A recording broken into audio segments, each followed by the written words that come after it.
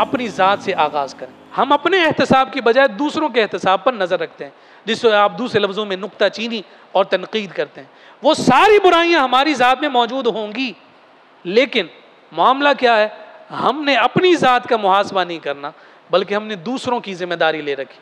दूसरों की जिम्मेदारी हम पर नहीं है, हमसे हमारे बारे में सवाल किया जाना है, उन लोगों के बारे में सवाल किया जाना है जो हमसे मुत्तसिल हैं, जो हमारे साथ जुड़े हुए हैं, जिनकी जिम्मेदारियां हम पर हैं। सारी दुनिया की जिम्मेदारी हम पर नहीं, हम पर जितना जिम्मा है उसी को पूरा किया जाए। दूसरों पर तनकीद की बजाय एहतसाब के मिजाज को इख्तियार करें, क्योंकि जब भी किसी पर उंगली उठाई जाती है, एक उंगली का रुख तो आपकी मुखालिफ सिमत होता है, बाकी सारी उंगलियों का रुख आपकी ज़ात की जानिब होता है। और ये उंगलियां ही बता रही होती हैं कि फ़लाँ की जानिब सिमत करने की बजाय अपनी जानिब देखो, तुम भी तो ये अमल करते हो, अगर वो ज़्यादा करता है तो तुम कम करते हो। इस बात को हमें हमेशा मद्देनज़र और मलहूज़ ख़ातिर रखना है।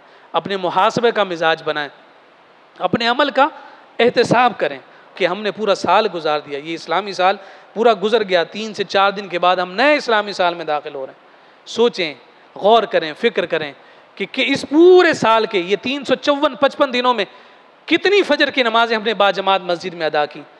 तो यकीन जानिए, तन्हाई में बैठकर अगर आप सिर्फ इसी एक बात को सोच लेंगे, आपका सर शर्म से झुक जाएगा, मैं किस मुंह से अपने आप को मुसलमान कहता हूँ। आप इस बात को जानिब तवज्जो करें कि इस पूरे साल में आपने कितने लोगों के साथ सिला रहमी का मामला किया है, आपका सर शर्म से झुक जाएगा। हम तो सिला रहमी भी वहीं करते हैं जहाँ हमारा अपना मफाद होता है, जहाँ से कुछ मिलना नहीं होता वहाँ तो हमारा जाना ही नहीं होता। हमें सोचना होगा कि हमने अल्लाह की रज़ा के लिए अपने कितने मुसलमान भाइयों को मुआफ़ किया है। तो फिर हमें यही नज़र आएगा कि जिस पर कोई ना बन पड़ी, जिसके सामने ना चल सकी, वो हमसे ज़्यादा ताकतवर था, हम पर हावी और गालिब था, उसको तो हमने माफ़ कर दिया। लेकिन जिस पर चलती थी, जिस पर बनती थी और इससे बदला ले सकते थे, फिर उसको ईंट का जवाब पत्थर देने को हमने अपने लिए एजाज़ और फ़ख्र समझा।